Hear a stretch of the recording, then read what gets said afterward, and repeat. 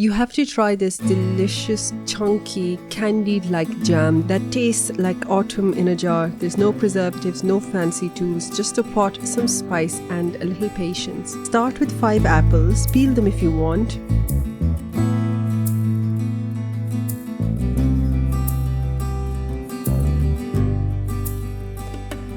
Then chop them into small pieces.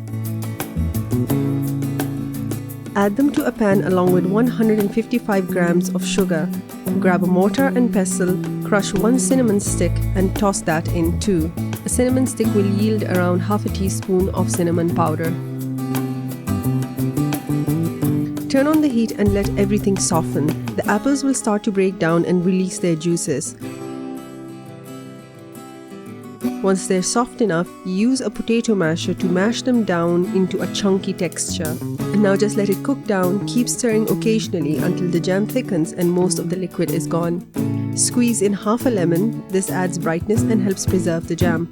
If you like it silky smooth, you can blend the mixture at this point, totally optional, but trust me, the chunky version is really good. Perfect on toast, pancakes, or honestly, straight from the spoon. Let me know how you'd use it, and if you like this, give it a thumbs up and subscribe for more homemade recipes that feel like home.